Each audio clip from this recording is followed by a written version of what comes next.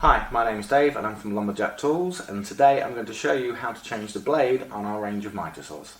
Okay, so the first thing we need to do is remove the linkage arm from the guard itself, and that's just by releasing this screw.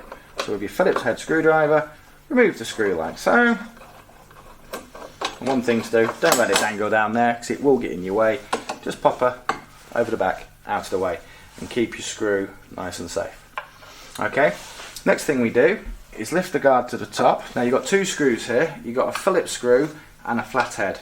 You'll see on this flathead screw that it's actually welded a little bit in the middle.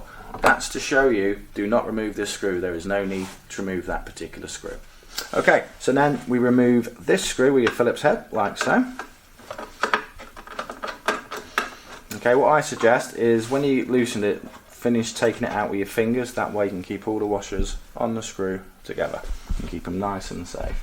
Now the blade guard is released, you'll be able to see the arbor in the middle.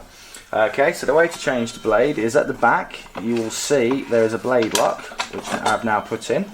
Okay, using a 6mm Allen key. It's a left-handed thread. Okay, because normally you tighten and untighten, so this way you can see with my fingers will be easier, like so. I'm going the opposite way, but it is coming out of the thread. Okay, that comes out.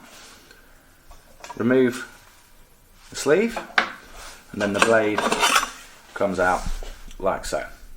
Okay, so when you want to put it back in again, okay, straight through the middle. Okay, locating on the middle rim like so. Get your sleeve again, both sides match, goes in like so. Okay, and then put your Allen key back in, remembering it's a left-handed thread. You can see I'm doing a normal thread there. I can be here till Christmas, it will never go in. It's left-handed, so you go the other way like so.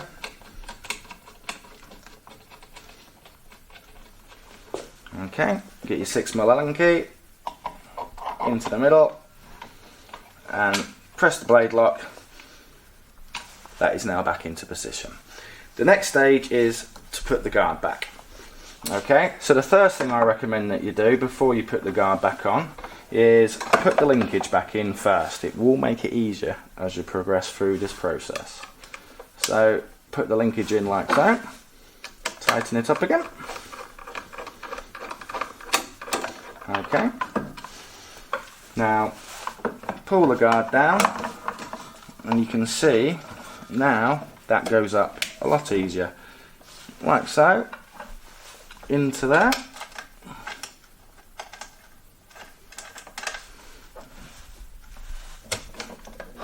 That's nice and up.